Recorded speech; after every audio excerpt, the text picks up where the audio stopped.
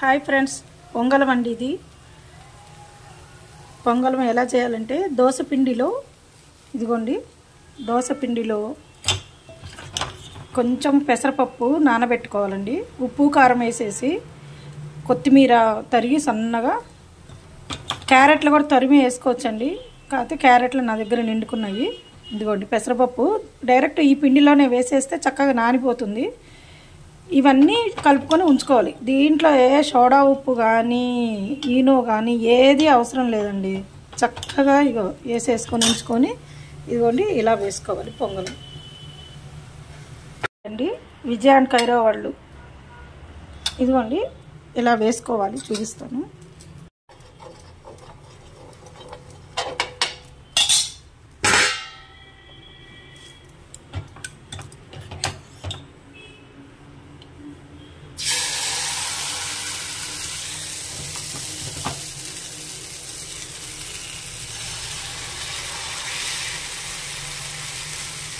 ఇదిగోండి ఇట్లా. దీంట్లో ఉల్లాకు కూడా వేసుకోండి. నేను ఉల్లాకు కూడా వేసాను. అంటే నేను ఇంట్లో ఉన్నదే ఉల్లిపాయలు చిన్న చిన్నవి వచ్చినప్పుడు కానీ, లేకపోతే నేను మొలకలు వచ్చేస్తాయండి మనం ఉల్లిపాయలు ఎక్కువ తెచ్చుకుంటే. అప్పుడు ఏం చేస్తానంటే నేను అవి వాడకుండా చక్కగా కుండీల్లో పెట్టుకుంటాను.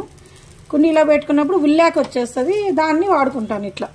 దీంట్లో ఉల్లాకు, కొత్తిమీర, పచ్చిమిర్చి, ఉల్లిపాయ సన్నగా తరిగి పెట్టుకొని దోశ పిండిలో ఉప్పు కారము వేసుకోవాలండి. అంతేనండి, ఇంకేం వేసుకోవాల్సిన అవసరం లేదు. ఏమి రోజు దోశలు తిని తిని విసుగనిపిస్తుందండి మనకి. అట్లా ఇది ఒక రకం. నేను 4-5 రకాలుగా చేసుకుంటానండి. దాంట్లో ఇది ఒక రకము. ఇంకొకటి ఏమో శనగపప్పు నానబెట్టుకుంటాను. ఇంకోసారి శనగపప్పు నానబెట్టుకోకుండా ఉట్టిగా వేసుకుంటానండి. ఇదిగోనండి ఇలా తిప్పుకోవాలి. ఇలా ఎర్రగా ఏగుది.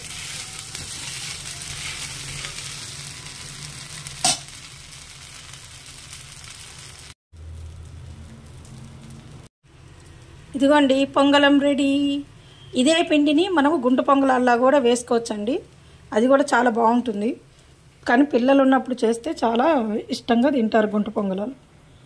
ఓకే అండి, బాయ్ అండి. లోక సమస్త సుఖినో భవంతు. అందరూ బాగుండాలి, అందులో నేను ఉండాలండి. ఓకే అండి, బాయ్.